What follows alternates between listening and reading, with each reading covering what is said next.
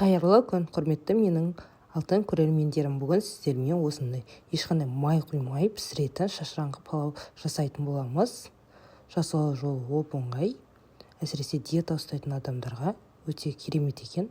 Бізге керек күріш, сәбіз, помидор, чеснок, пияз, қызыл болгарский етіміз керек.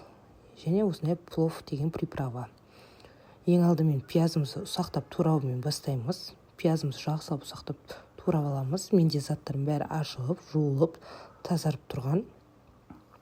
Видеода көріп тұрғандарыңызда пиязымызды ұсақтап турап алғаннан кейін банкамызға ең алдымен пияздарымызды салатын боламыз.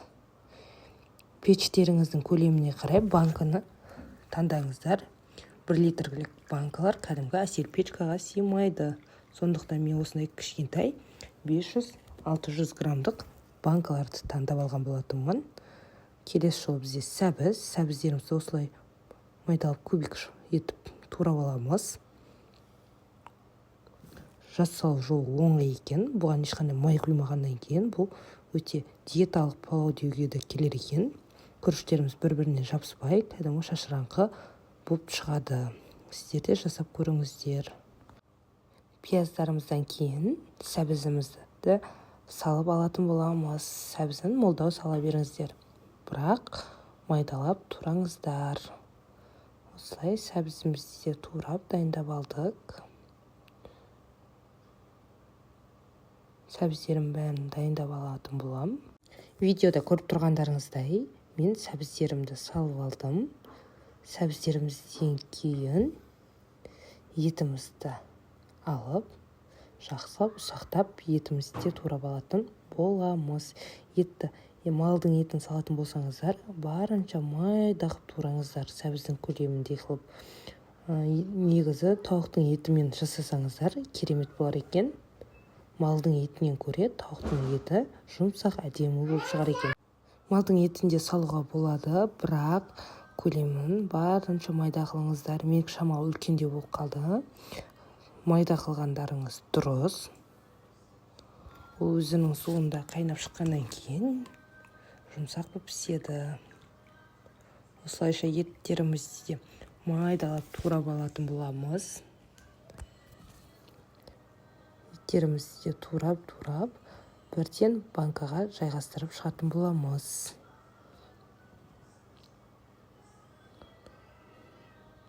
Жасалу жолы негізі өте оңай екен.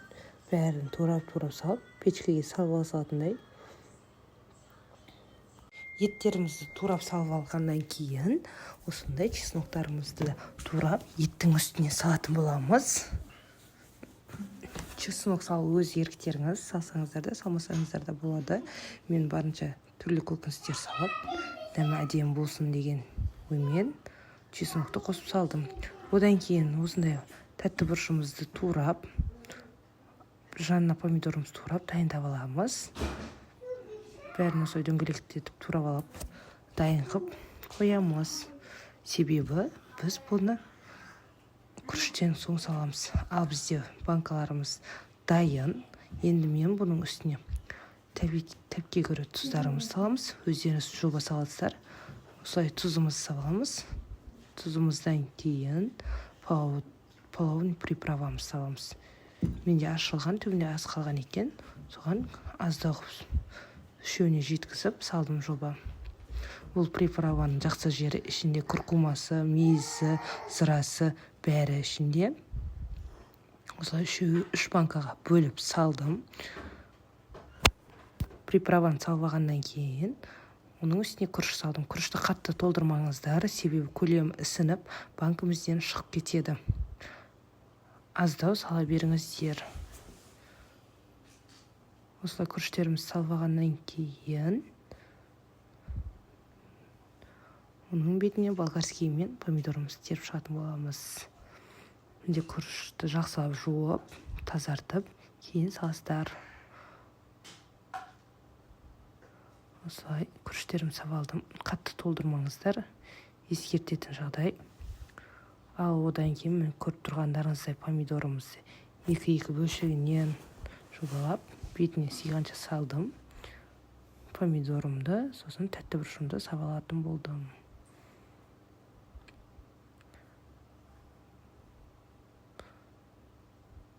менде банкаларым толықтай дайын болып тұр. Енді оның үстіне су құйып шығамыз. Банканың аузына келіп толғанға дейін су құямыз. Видеода негізі анық көрініп тұр, қанша мөлшерде су құйғандарым. Сіздер 1 литрлік банкаға істейтін болсаңыз, 1 литрлік банка толғанша құясыздар. Оның бетіне қапақ іздеп әуре болмаңыздар. Кәдімгі фольганы қырқып, осылай жақсылап мықтылап жауып қоя саласыздар болды.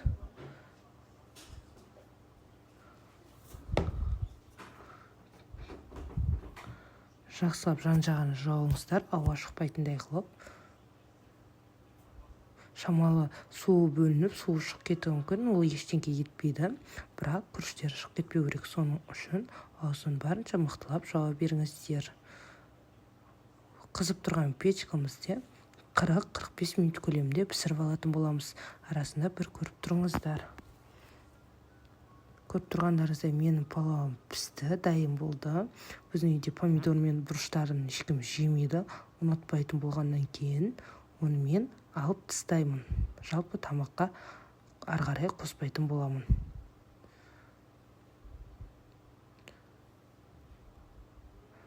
Енді күрішімізді босатып бастадым банкадан.